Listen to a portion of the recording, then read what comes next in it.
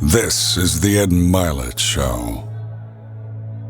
All right, welcome back to Max Out with Ed Mylett, and I am really excited about today. And before we get going, I want to remind you all, we do this for free, and so all I ask from you is that you rank and review the podcast there on iTunes. Do me that favor, please. My guest today, I was thinking about it coming over here today. I think he's the Dos Equis man of personal development. I like that. I do. He's the most interesting man in personal development. And he's, I did this survey with you all, and I asked you who were the guests that you wanted on my program, and Lewis's name kept consistently coming up. So I've got him here for you today. Lewis, thank you for being here, brother. Appreciate it. So good to have you here. So Lewis, as many of you know, has the School of Greatness podcast, which is a top 100 podcast in the world. He's written a couple different best-selling books, including the School of Greatness. But the one I want to talk about today, if we can, is the Mask of Masculinity.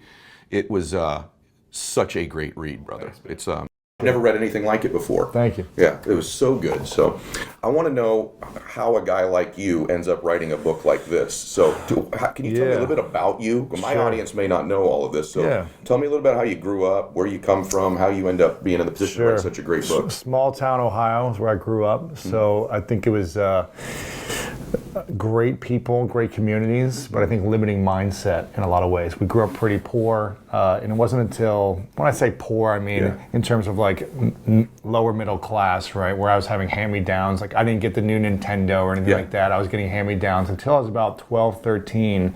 My dad's company kind of started to take off, where we started to have more opportunities. Okay. So I never really got nice trips or nice things. It was always pretty simple living. And it didn't really matter. I was pretty happy with just like having friends and attention and playing sports. Yeah. So it never really affected me because I didn't need nice things. But when his business started to take off, I started to see him think and talk differently about money and abundance. And so I started to open my mind to making money when I was about 13, 14. You're already thinking about it. Well, I was thinking about it just because he started to bring abundance in his life and his energy started to shift. Whereas before that, he was always frustrated, always stressed, and kind of like seemed resentful because he had to work so hard and he wasn't living his dreams. And so I noticed that early on, and I always wanted to leave Ohio. As much as I love Ohio and I'm prideful of it, I knew I didn't want to be around limiting people that weren't chasing for bigger things. Yeah. And so I left when I was 13 to go to a private boarding school. What? Yeah. I've never heard that. Okay. I begged my parents, to send me away. You begged your family to send you to a boarding school. That's usually not how it works. It's the opposite usually. Yeah. But my whole siblings I'm the youngest of four, and my siblings had left to college. My brother was in prison during this time and just got out. And I kind of felt like it was just me left in the house. It was my parents and me, and I was just like, I don't really want to be here. Wow. Yeah. Where did you go? I went to St. Louis, Missouri, to a private school called Principia High School. It's a small school, about 300 kids, and I was in a boys' dorm.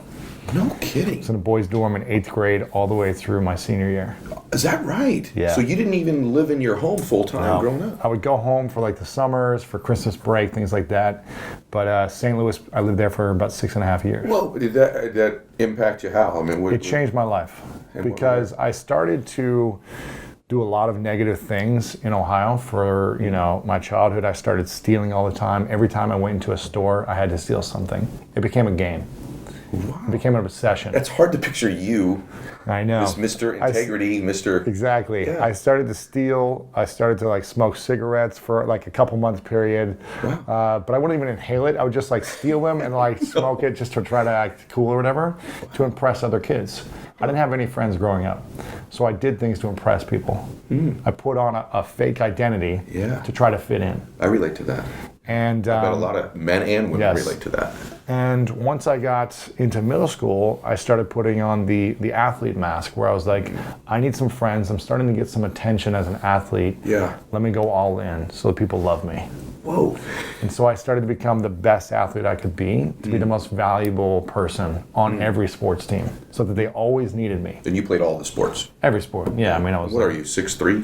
6'4"? Yeah, you're a big dude. And it was just constantly driven to be better. That's funny. I read your whole background. I did not know that you went to a boarding school when you were 13. Because you're interesting. Everybody has defining moments, right, in their life.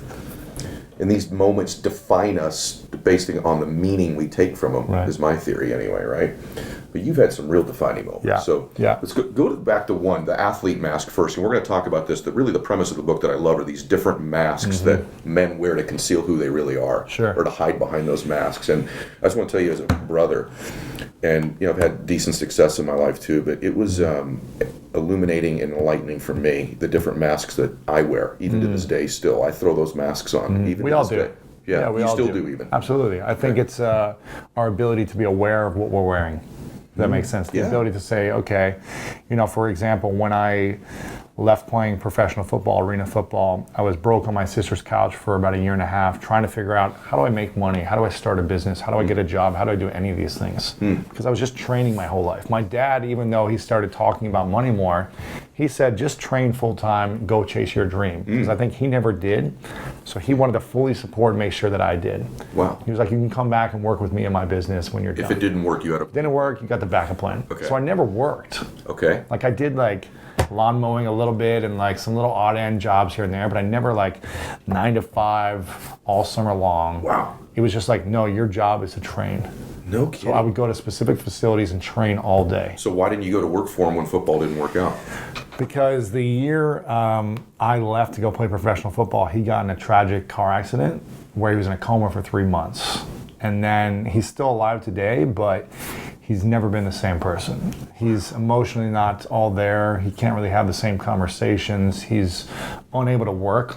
He's just mentally unable to work. Wow. And so it's my dad is still alive, but it's almost like I lost him that day. Oh, I'm sorry. So it's okay. I mean, it was a challenging few years to say, when I needed a mentor the most, I didn't have him when I had him my whole life. Yeah. So I had to seek out other mentors to teach me certain things. And I think it's also another defining moment is I don't know if your father is around or your parents are around, but I think essentially losing my dad when I was 23, where he wasn't able to be there, emotional, mental, spiritual, financial support, any of those things. It was kind of I had to grow up in a lot of ways. I had to, and I think if he would have still been around, I don't think I'd be this hungry. And I think it was probably one of the greatest blessings, although I wish it didn't happen, and I wish he was healthier and was able to communicate in other ways. It was also made me so hungry and just thirsty to learn how to build something on my own. It's interesting because every time I meet somebody who's the after, and I know you don't see yourself as the after like you're successful yet because you're chasing something, but it's always interesting to me the meaning people take away from events that otherwise most people would consider to be tragic, right? And it really, I've always believed this, and I say this a lot, and you embody this.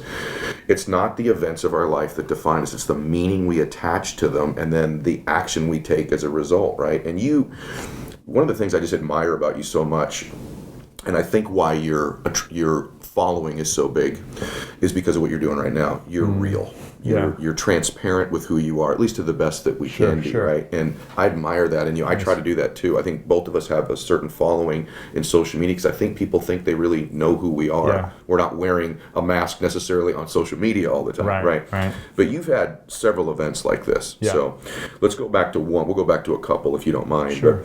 But I thought it was just interesting before we get to a heavy one, a lighter one, but a defining one for you, because you talk about that athlete mask. That's one of the masks that Lewis talks about in the book is men, with their masculinity wearing the masks of different types of people, whether it's the material mask or the athlete mask or the stoic mask. And it's such a fascinating read. It is for men, but to be candid with you, I think it's a fascinating read for women to understand their men. Yeah, exactly. So many women are telling me that they finally understand their husband, why their father never showed them the affection, why their sons don't look them in the eyes. So it's trying to understand men a little bit better It's too. brilliant, man. And so there's this story in there that stuck out to me, and I could picture you as a little guy when this happened, but you talk about, and it's interesting, it could be a non-event for some people, but it was for this dodgeball game. It's defining, man. It was, because you end up being, remember, this guy ends up going on to become a college and professional athlete, right? And if you draw back all the way where that mask started, it started in a damn dodgeball game, didn't it? In elementary school, I was still trying to find my way and just have a couple friends, just try to fit in. And one day, the teacher of our class, there's probably 30 kids in the class, about 50% men and boys and girls. They say, okay, during recess, we're going to play a team dodgeball game, and we're going to split it up into 2 teams. So everybody's had that game at school, right? Right? Yeah. Everyone's played dodgeball or something, right? And he said, okay, I'm picking you 2 boys as the captains. Pick one at a time. I don't think it was his intention to do this. He was just like, yeah, you guys split up the teams. Okay. So we're all waiting to be like called out, right? Yeah. And these 2 popular kids, one at a time, start picking each boy. And I'm thinking to myself, I'm one of the taller kids. I feel like I'm pretty athletic already. Yeah. They've got to pick me, one of the first people. So I'm standing up there in front, like waiting to be called, and they pick all the boys one by one until it's me and the last boy. And this boy, like, he was not athletic at all. Essentially, I'll keep it at that. And they pick him. And so now I'm the last boy to be picked. However, as you know in the story, they pick a girl next. And then they pick another girl, until it's me and the last girl. And I'm like, there's no way I'm gonna be like, they're gonna pick this girl before me. This girl is like 0 athletic ability, right? She can't even walk. Right. And they pick her, and then I'm not even picked. I'm just by default. You end up just go on the next team. They didn't even pick me as like, what's going on here? Are you raging? Are you sad? I am raging. You're raging. I'm already a kid that feels neglected, that feels like the youngest who doesn't get any attention. Yeah. I didn't have any friends. So at this point, I said, I'm going to destroy everyone on this team. Like, give me the ball. I'm just like slamming it in people's faces. You're already a I'm big like, dude. Yeah. Yep. And I'm just like destroying people. And I go, never again will I be picked last. You can see it in me right now. I can see it in your physiology. Never again will I ever get picked last in anything. Right? And that's what I told myself. And I just become a training machine. Every day after school, I would go to the playground, go to the gym, go play basketball, and train until my mom would have to call me in at like 9 o'clock and say, you got to come home. And you think that game has something to do with you end up being a professional athlete?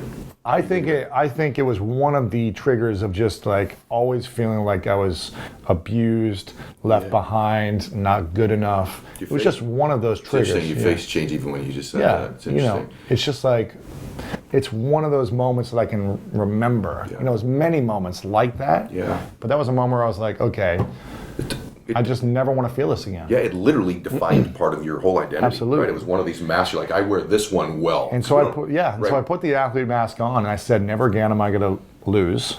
And I also needed to be right. For me, like being wrong was losing.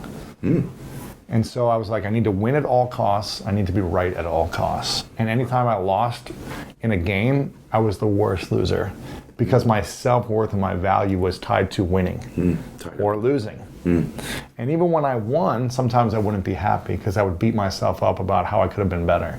Amazing. So I couldn't appreciate the journey. Yeah. It was just always got to get better, got to get to the goal, got to get to the goal. Yeah. Everybody that's listening, including me, frankly, a lot of us relate to that. Yeah. And we're going to talk about some solutions that too, or those of you that are watching this, you certainly know someone like us. Sure, right? sure.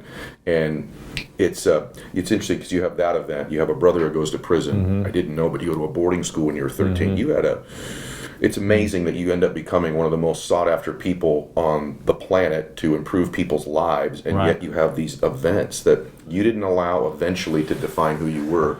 There's a significant one though, as you know. Yep. I think it's the genesis of the book, probably. Yeah.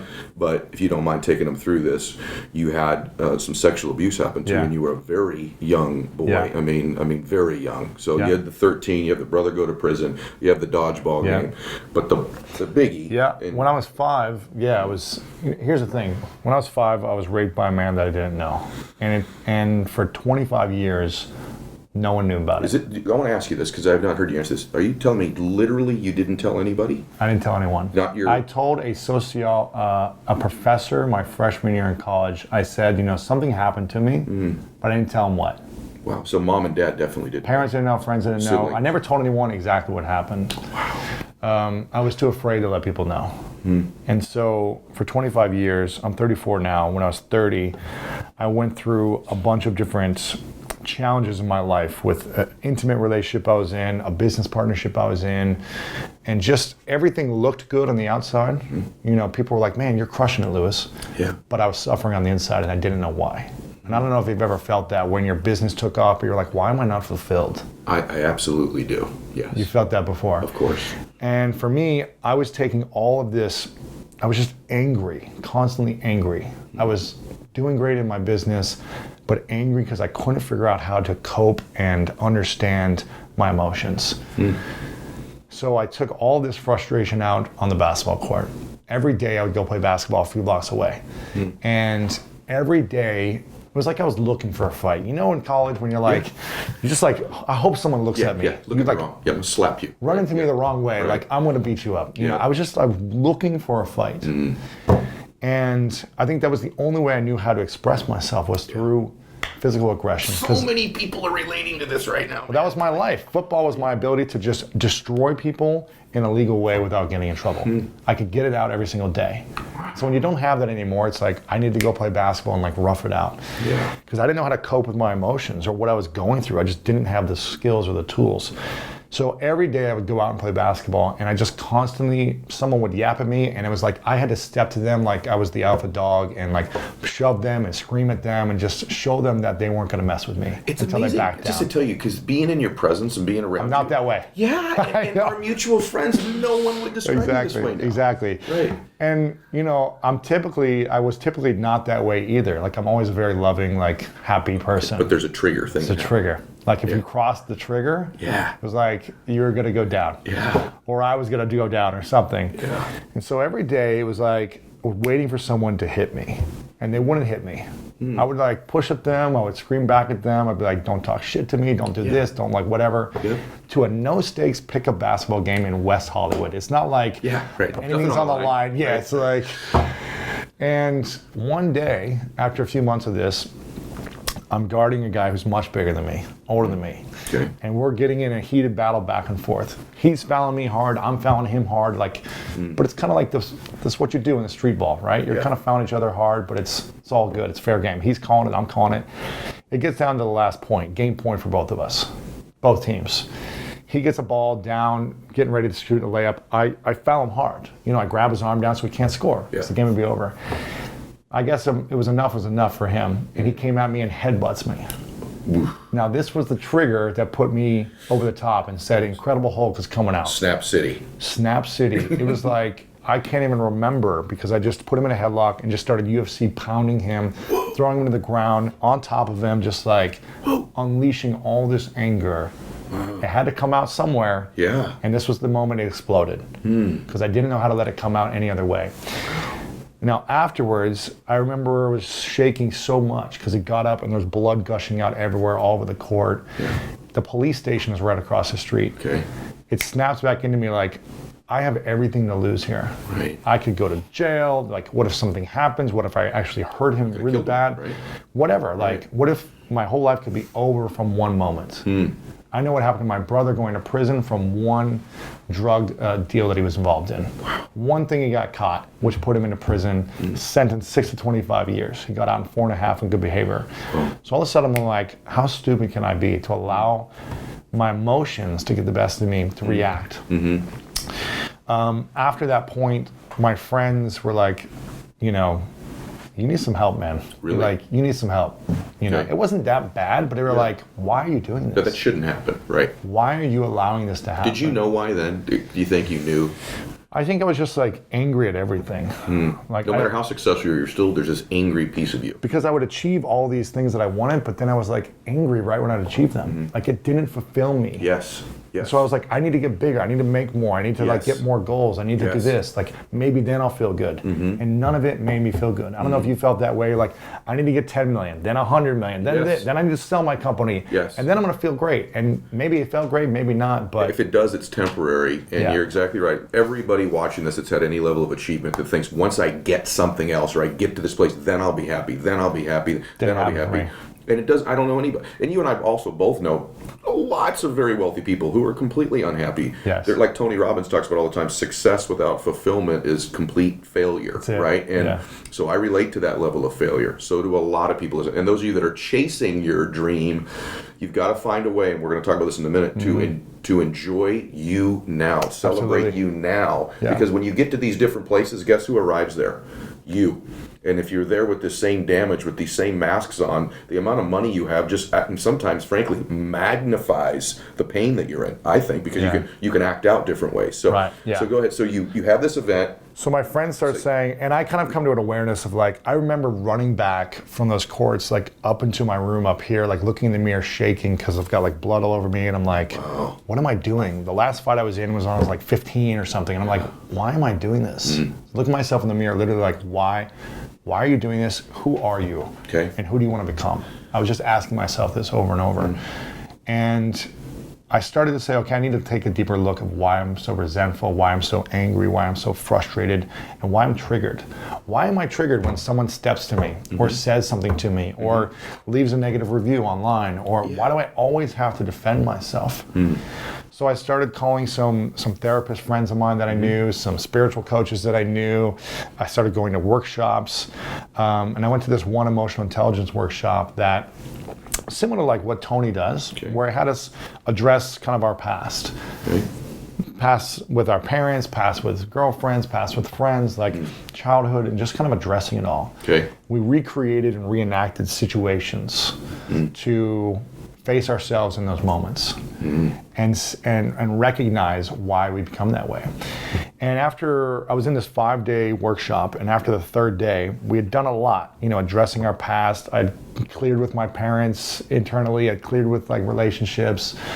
And the facilitator of this workshop, there were about 50 people in it, he said, okay, we're moving forward to focus on our vision for our future, the things you want to create, the person you want to become. And we've addressed everything in the past, but if there's anything you haven't addressed yet, now's the time to talk about it. Otherwise, we're moving forward. Like, get on the ship. And so I'm going through in my mind at this moment, like it's a pause in the room. And I'm going through, I'm like, my parents getting divorced, like pretty much everyone has done that, right? Okay, I went through that. Feeling bullied and picked on, I talked about this. Feeling like insecure in school, my brother in prison.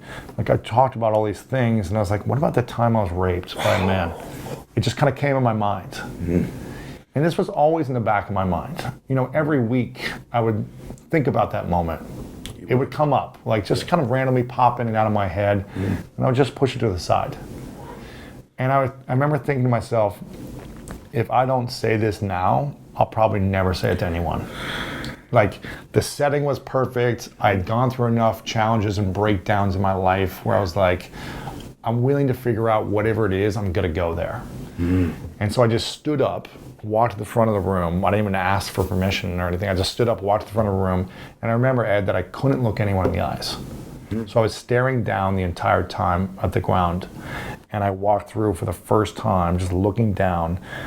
When I was 5 years old, I was at the babysitter's. And the babysitter had a son who was a teenager. And I just walked through the entire thing.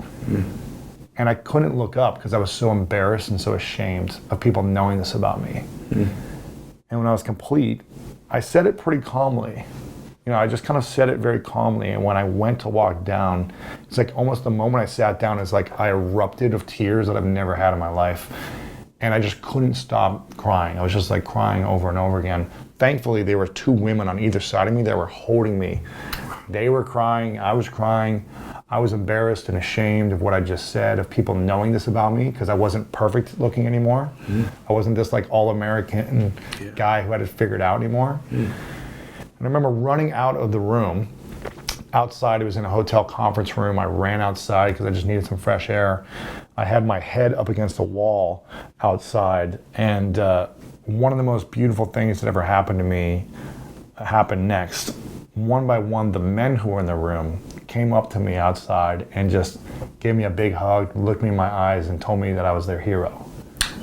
One by one, they said different things like that. And the crazy thing, the thing that I was afraid of people knowing about me the most was actually the thing that when I shared it, people connected with me even more, trusted me more. And people kept saying that. They're like, wow, I thought like something completely different about you, but now I trust you. Now I'll follow you anywhere. Like they said these things to me and I was like, what? That makes no sense. Wow. Everything that I was afraid of, that I was taught not to be a little bitch, a little girl, a little pussy, a little fag, whatever the words were that made you wrong, that made you different, that pushed people away from you. I was taught to like fit in by like being manly, having it figured it out, winning, like talking bad to people, whatever it may be. And none of those things served my heart. And it started to awaken everything in me. Like when I finally opened up about that, I just said, you know what, I'm gonna open up about everything. How? Because the freedom it gave me to realize, wow, you still accept me for who I am, or the things I've been through, and you still like me. You actually like me more. You trust me more. I was like, what? Wow. This concept of like being real. Yeah. You know, Yeah. not that I wasn't real. Yeah. But I think I was always like had a little bit of layer of a mask hiding behind. We all do, and which is amazing. Sorry, I'm getting a little choked, but of all the, I mean, I read all these personal development books. I listen to all these guys.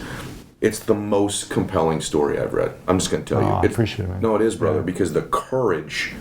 I think it takes courage when you're 5, but to carry it and carry it and carry it and carry it and then release it like this massive. That takes a gargantuan amount of courage, right? Thank you. It does, brother. And I think for the people that are listening to this, because this is corny to say, but like often in our life, our greatest test is actually our defining testimony of our life. Like that was the greatest test of your life, and it's really the testimony of your life. Like everything you're becoming was unleashed because you finally took your mask off. That was the big mask you were huge for me. This thing was the secret I was carrying around my whole life that I didn't want anyone to know. And here's the crazy thing. You know, the people in that workshop were like, you should tell your family. And I was like, there's no way. So even after that, I was still scared to let anyone. I was like, this is a safer container. You know, it's like confidential. Like no one's going to hear about this. Yeah. But I was willing to explore and see what I needed to let go of to see what I could create in my life. Eventually, I was like, okay, I'm going to tell my family one by one. And it was terrifying. But again, when I told them, they opened up to things about me that I didn't know. And we built a stronger relationship as a family. Then they were like, you should tell your friends. I was like, no way. My family has to love me. You know what I mean? But my friends, they're probably not going to accept me anymore. But I started doing it one by one. What was that like? Would you go into them like, I think I went back to like just being terrified as a kid. Like, what if they don't accept me? Same thing, yeah. Same thing. It was like the fear of what if people don't accept me. But one by one, people accepted me even more. And they trusted me even more. And they were there for me more and had compassion. You know, humanity is a powerful thing when you show vulnerability. I truly believe that other people who have a deep hearts like are going to open up even more. So do I. You know, there may be some people who are going to be so guarded they can't receive it, but usually most people have a great heart. You're right. And my friends started saying, you got to share this publicly. And I was like, no fucking way. Well, now you're right. Yeah, They're like, you should tell this on your podcast. I was like, no, it's going to hurt my business. Like, what people are really going to think weird about me. Yeah. But after 6 months of me just saying, you know what, I need to continue to talk about this because it still has power over me. Because when I talk about it, I quiver, I palpitate my heart, like it still owns me. And I don't want this thing to own me anymore. I want to own it. And so I finally had enough courage to just kind of tell all the close people in my life, my friends and family. And it wasn't a hard thing anymore to talk about it. You know, it's still a moment that I wish no one to go through, of course, but it doesn't take over my body. And so I said, you know what, I need to do this publicly because I felt like I'd never seen another white, straight male, jock-looking guy open up about this. Yeah. I've never seen it. Maybe it's happened, but Nor have I. I can't think of like some personality or athlete or business leader who has opened up about it. And 1 in 6 men have been sexually abused in some way. 1 in 6. And yet it's not acceptable to talk about it. Whether it be, to friends and family or publicly or whatever. It's just, I'm not saying everyone should publicly talk about it. Sure. But I felt like for me, I love what you said about it still owning you. It was owning me. Yeah. And I was just like, I felt a duty, a responsibility to continue to talk about it because, and here's the thing that happened. When I put it on my podcast, I talked about it on my podcast and did a whole episode about it 4 years ago. I shared it out. And at night, I posted it out at night, like 11 o'clock. I was right here in this room. I posted it out and I went out and sat on that patio right there. And I sent out one tweet and I just said, I'm going to leave it up to the universe to see what happens. I didn't promote it anywhere. I just put one tweet out and I was like, I'm going to go to bed and see. Hopefully no one watches this. You know, I was like, hoping that no one saw it. You want them to, but you don't. And the crazy thing is I went outside and it was 11 o'clock at night, but it felt like it was daytime. It was the largest moon in the last 100 years that happened that night. It was a super moon. And it was like, I didn't know this was happening at that time. I just decided I needed to post it then. And it kind of gives me chills thinking about it. And I was looking up the definition of like, what's a supermoon mean? And it's like, a supermoon like shifts the world. And I was like, this is crazy, right? And over the next couple of weeks, I was getting hundreds of emails from men sending essays telling me, I've been married for 35 years, my wife doesn't know. This is what happened to me. I've been in this relationship for this long, I've never told anyone. You know, this happened to me for years when I was a kid. The craziest stories I've ever heard made mine look like a Disney movie compared to some of the stuff that men were emailing me. Yeah. But it's like I gave these men who listened permission for the first time to talk about it. Because if a big jock looking guy like me, you're right. Good looking, big jock, athlete, successful. If I talk about it, then maybe someone else can talk about it. Wow. And the healing that started to happen from within of these men, where they finally started to talk to their partner about it, where they finally started to address it, where they finally started to not be so stoic or so driven by sexual mask or the material mask to make themselves feel better. They started to communicate in healthier forms and just show a little bit of emotion, show a little bit of vulnerability, and heal from within. And they got healthier physically. Their businesses grew. Their relationships thrived because they were able to communicate. And I think as men, we've been conditioned not to share certain things, to be tough, to be these things, to not be weak, to not be soft, to not show emotion, to not show affection. You know, as a kid, I was always like pushed away from my friends when I would be like, it's so good to see you. You know, I would like put an arm around a guy. Not in a sexual way, just like buddy. And they'd be like, get off me. What are you, gay? Yes. It's interesting. I was going to tell you something because I'm that way too. I'm touchy-feely. Especially, it's funny, especially with, it's like when I see my buddies, I touch them, you know. I want to say something about what you said there because it was just, I think we all want people to like us, you know. And I think that when we wear these masks, I think the more honest we are about who we truly are, the more people actually love us, the real us, you know. And I think what I want the men listening to this to know, this is a real man. A real man is vulnerable. A real man is honest. A real man's transparent. And not all of us have big muscles and are big guys like that, but I'm attracted to people, and I think everybody is, who are their authentic selves, right? And you have this big story, and I love what you said about more men came to you, and I just want to acknowledge it, man. Like, I think it's made a huge difference in the world. Thank you. Appreciate it. I think those of you that are watching this, I always advocate for somebody on my program, but I think I know when I'm with a genuine good person who cares. And like, I think if Lewis is this honest about this, imagine the kind of transparency and honesty you get if you were reading his books, if you were part of his podcast, become a part of his community. Because I think when you're like this, I think you get this out of your guests. I think you get it out of the people that you interview too. And I love the story, but I also love the book because you talk about triggers, right? Yes. And one thing about these triggers is we all have these triggers. Yours was to go to anger, but for many of you out there, that trigger goes to depression or sadness or fear addiction, or anxiety, or whatever, addiction, right? We have these pornography, whatever, anything. These different money. triggers. Money.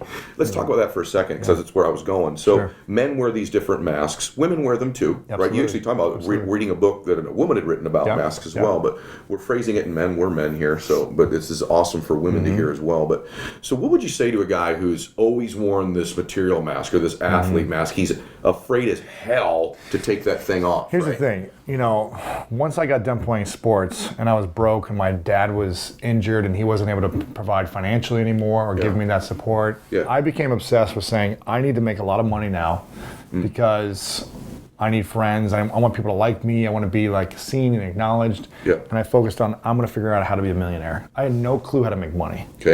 I was broke on my sister's couch for a year and a half, recovering from this injury. And I just started studying it, finding mentors, and just taking massive action.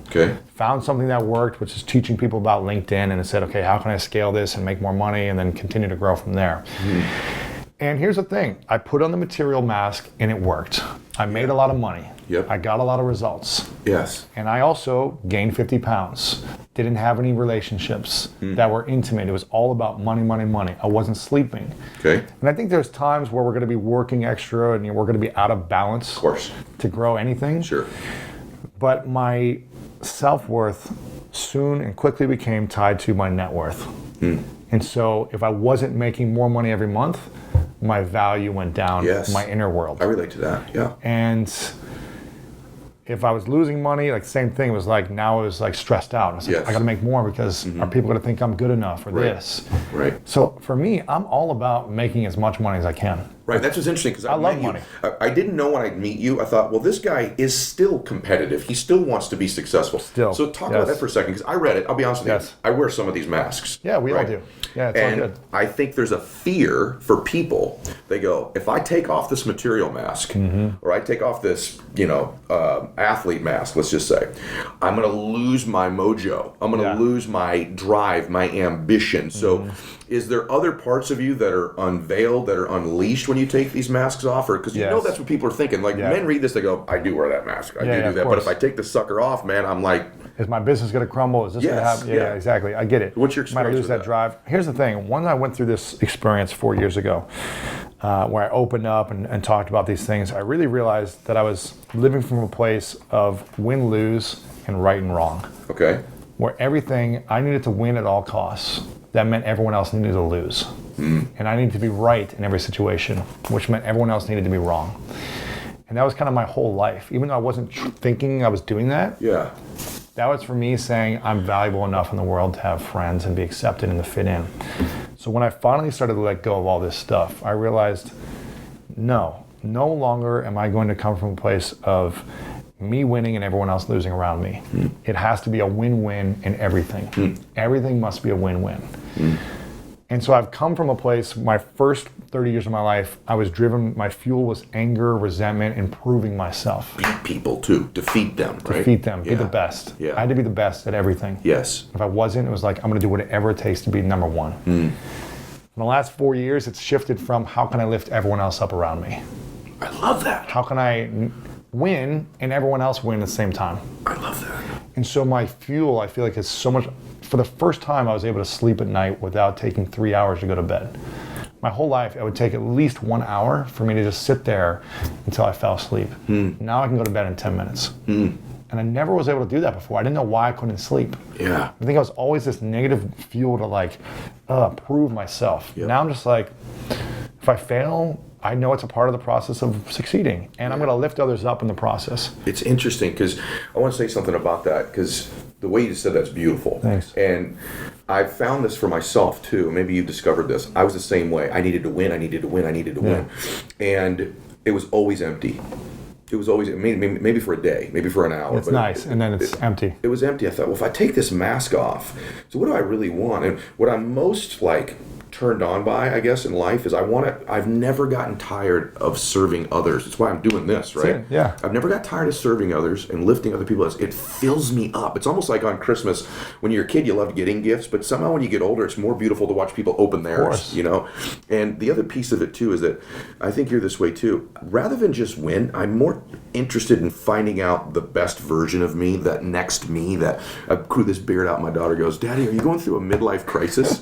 And I'm like, yes, I am. And I went through a young life crisis, and I'm probably going to go through a 50-year-old. I'm constantly in a crisis to become the better me, get to know me better. Yeah. Because what you are, I want you to know when you're watching success, because I think the people that I know that are fulfilled are the most self-aware. They're not, these masks also conceal us from ourselves, not just from other people. What I got out of reading was, you wear this mask and it conceals you from other people, but it hides you from you. Like you had buried this incident, and the masks you wore not only hid you from other people, it hid you from you, right? And do you feel that way at least? Absolutely. You've gotten to know yourself better? Absolutely. Yeah, absolutely. So, I think the awareness, and here's the thing,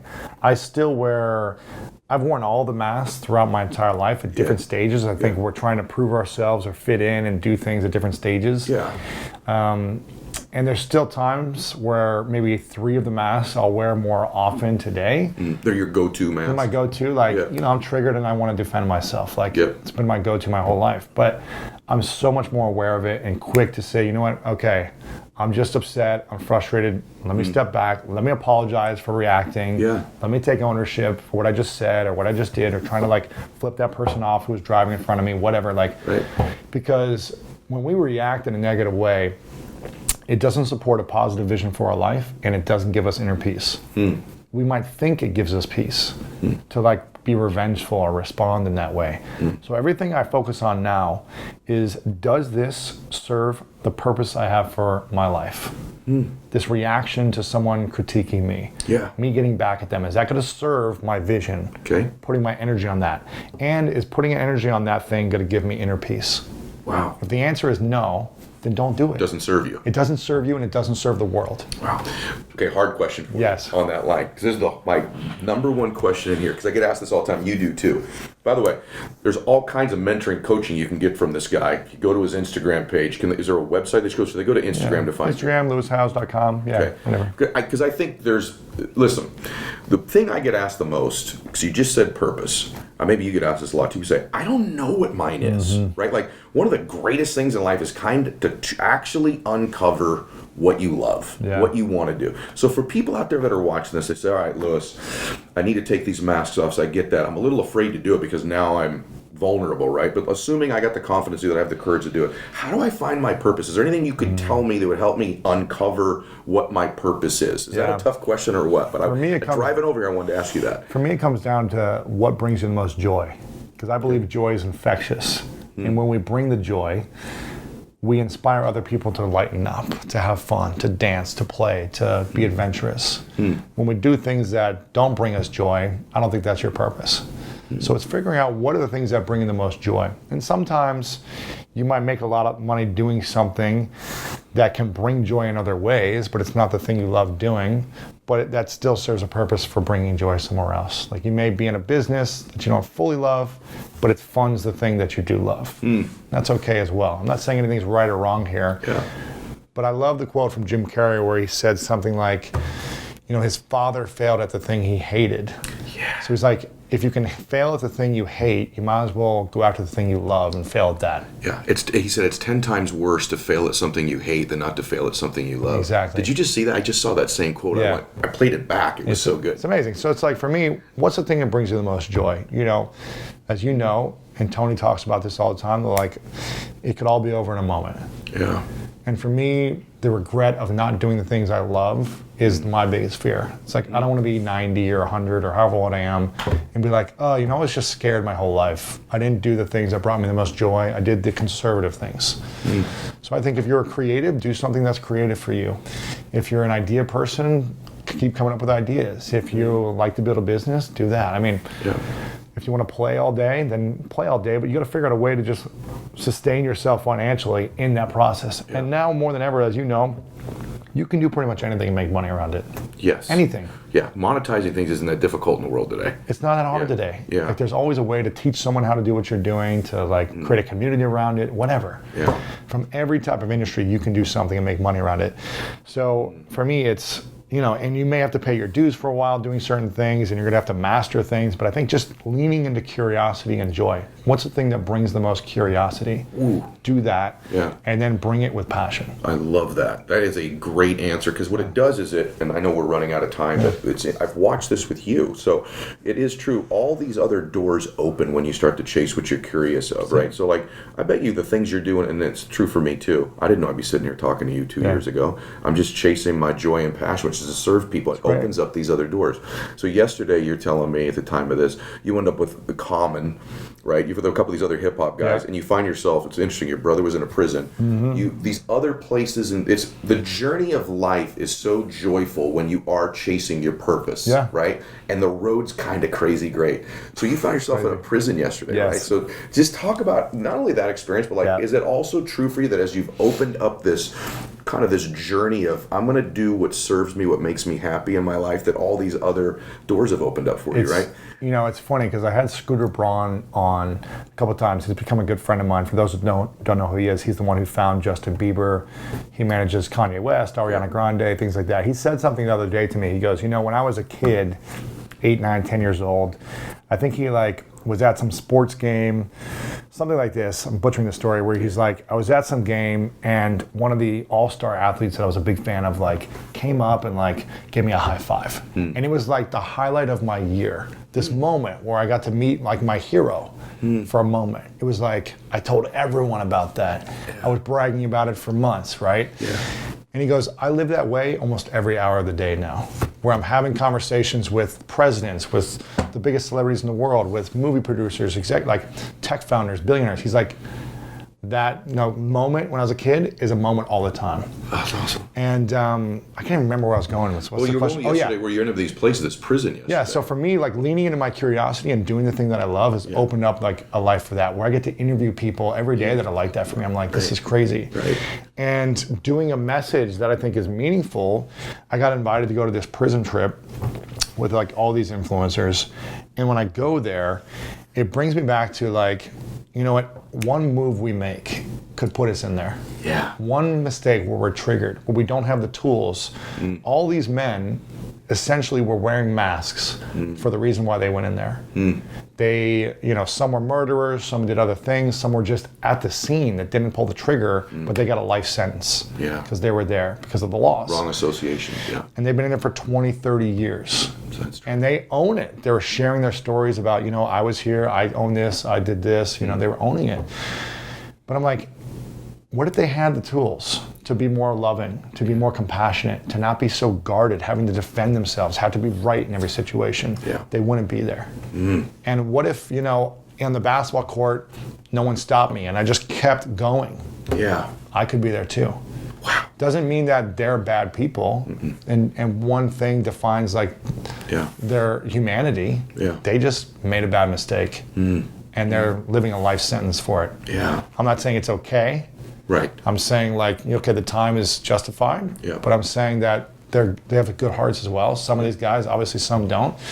But I remember being there, and one of the guys had my book, and it was like the craziest experience because he said, this is everything we face in prison, these masks that we wear in prison. In prison is a whole nother culture of trying to like one-up each other, and like the gangs that are creating in prison is a whole nother culture. And he was like, this is what we face. And what I'm teaching, one of the guys was a teacher at the prison. There's college classes. He's got a master's degree he got in prison, and he's teaching men's studies about vulnerability. Got a master's while he was in prison. Yes, he's been in there for 23 years. Yeah, crazy. So, yeah, things just continue to unlock. Yeah, I think you follow your purpose. It's interesting because when you told me you went there and like the difference was like, I know 3 years ago you didn't picture yourself with Common and a bunch of guys in a prison, and now what you've learned and what you've shared opens up these doors, right? That's it. It was interesting because I was thinking, these masks, why I want people to read the book, these masks are a form of prison. That's it, man. It's almost a prison that you live in, and I wish we had more time. I hate that this is over because I know all of you are getting such giant value from this. I want to tell you something, man. Yeah. I like you. I love you, Thanks, brother. You're a good man. But more than that, you're making a difference in the world. Thanks, man. Man. You are making a difference in the world. Like, this makes a difference in people's lives. I just want you to know that. The work you're doing, it's important, profound work, man. I can't wait for the next book and the next thing you're going to do. Appreciate it. But thank you for doing Thanks. this We'll today, have to do brother. more. We'll have to get you on my show. We'll have to hang out on the lake. I would love that. The Copper House. He has great friends that live literally across the bay from me. Like, literally, we're waving at each other. So I would love that, brother. Thank you so much for today, man. Really enjoyed it. Yeah. Okay, everybody. Listen, do me one favor. If you enjoyed this today, all I want you to do is rank and review and like the podcast on iTunes. Follow Lewis on Instagram. Get all of his content and information. Go get this amazing book as well. Max out your life, everybody. God bless you.